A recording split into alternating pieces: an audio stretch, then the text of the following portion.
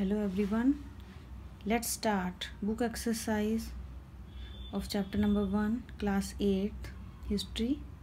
So let's start with true or false. First is James Mill divided Indian history into 3 periods: Hindu, Muslim, Christian. So here true will come.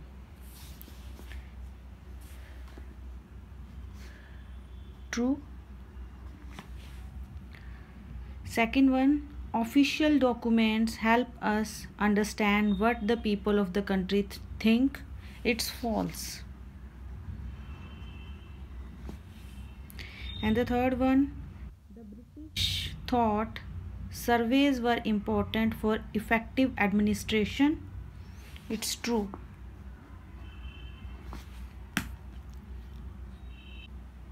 Now I will start the question answers. I will start from short question answers. These short question answers are not in book, but these question answers will come in exam also. So let's start with the first short question answers. Who was James Mill? And the answer is James Mill was a Scottish economist and political philosopher.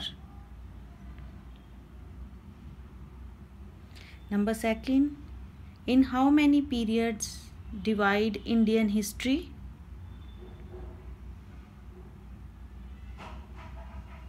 Or in how many periods Indian history is divided?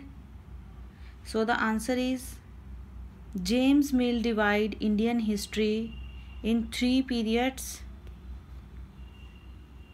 Hindu, Muslim and British.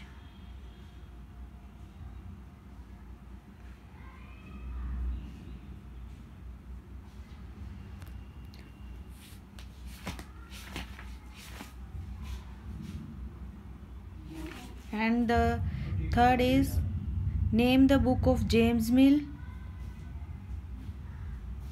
And James Mill wrote History of British India. He wrote History of British of India.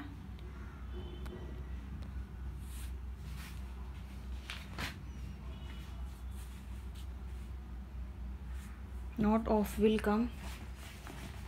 He wrote History of British India. Now next fourth question, in history all about dates.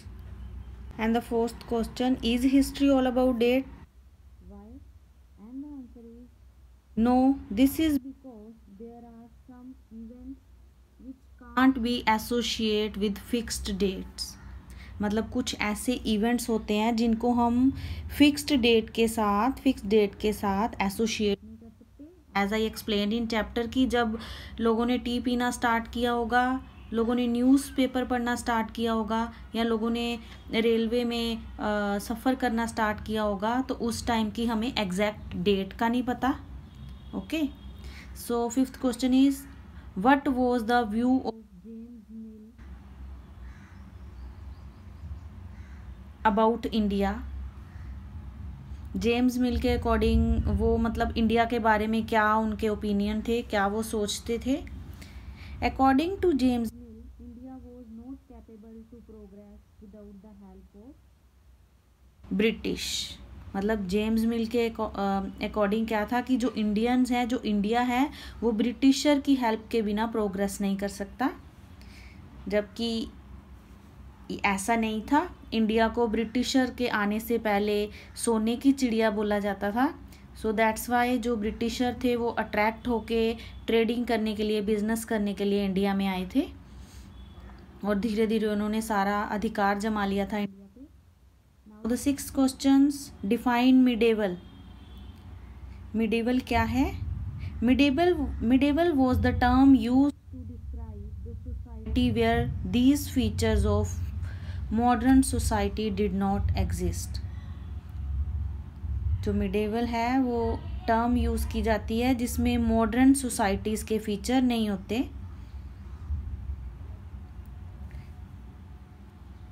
Seventh question is what is colonization. Colonial rule के बारे में मैंने आपको chapter में पढ़ाया है, link description box में है. If you want to see you can go through that. Where and the answer is where the subject of one country by another leader to this kind of political, economic, social and cultural changes we refer to the process as colonization. मतलब जब एक country दूसरी country को subjugate करती है, उस पर अपना दबाव डालती है, उसको पॉलिटिकली, इकोनॉमिकली और सोशली क्या करती है, उसमें चेंजेस लाने की कोशिश करती है, तो उसको बोलते हैं colonisations, colonial government. So the next question है, who asked James Rennell to produce the maps of Hindustan? And the answer is Robert Clive. Robert Clive asked James Rennan to produce the maps of Hindustan.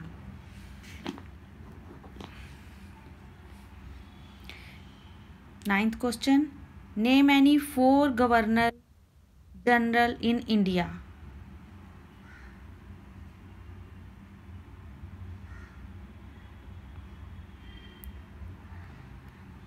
And the answer is Warren Hastings, Wellesley, Bentinck, Dalhousie.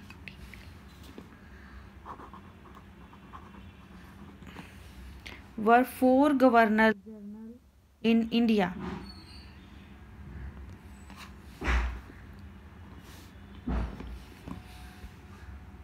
10th question, why do we divide history into different periods?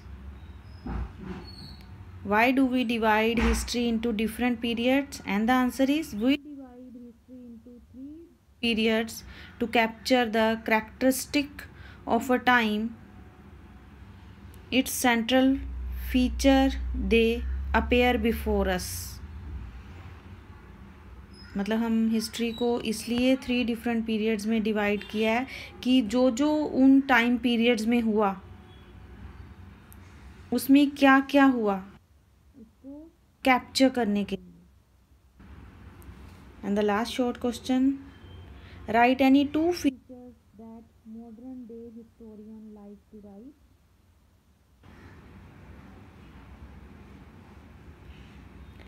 And the answer is they like to write about that people how they earned their livelihood and then about when people produce and ate. मतलब वो लिखना चाहते थे कि लोगों ने कब earning करनी स्टार्ट की, अपनी लाइवलीहुड स्टार्ट की और लोगों ने प्रोड्यूस करना स्टार्ट किया, एग्रीकल्चर स्टार्ट किया और खाना स्टार्ट किया. फर्स्टली वो रॉ चीज़ें खाते थे, रॉ मीट्स खाते थे, रॉ फ्रूट वेजिटेबल्स खाते थे. The first question of the book is what is the problem with the periodization of Indian history that James Mill offer? And the answer is James Mill tried to divide Indian history into Hindu, Muslim and Christian periods.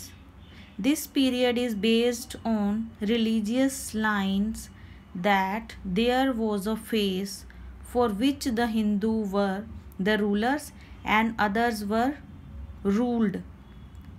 Then came the phase of Muslim or Christian, that is Britishers. He had a colonial bent of mind and thought Asian to have poorly civilized. He thought European to be superior. So, in fact, this periodization he tried to divide the people with their own specific identity, which was not a truth. मतलब जो James मिल ने Indian history को divide किया 3 periods में, जो उसने feel किया उसके अकॉर्डिंग, जो उसने देखा कि जब वो आया था तो हिंदू और मुस्लिम का तब सोसाइटी में क्या था, प्रभाव था, इफेक्ट था. तो he has divided Indian history into 3 periods, Hindu, Muslim and Christian.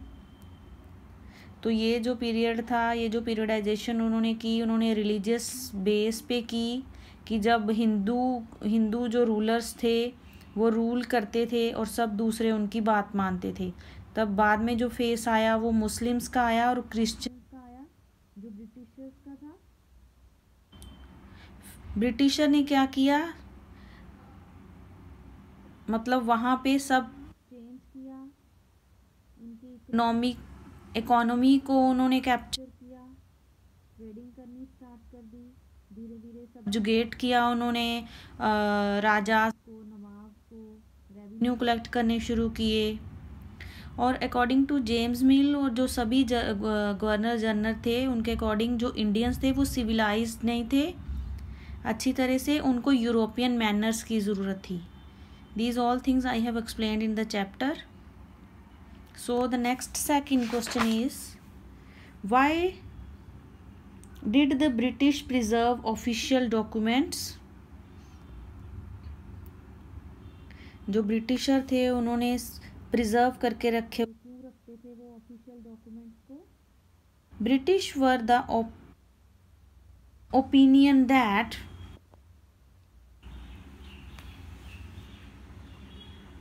British were the opinion to write things and events is very important. By doing so, one can get chance to study things and events and discuss those.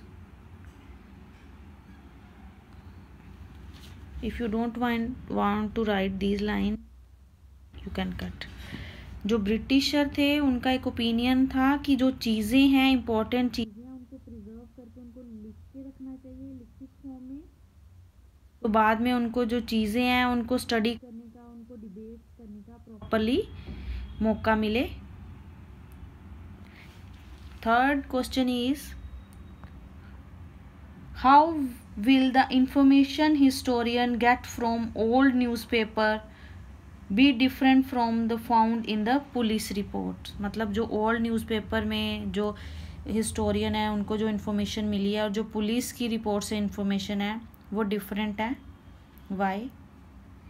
The answer is, as printing spread, newspaper were published and issued.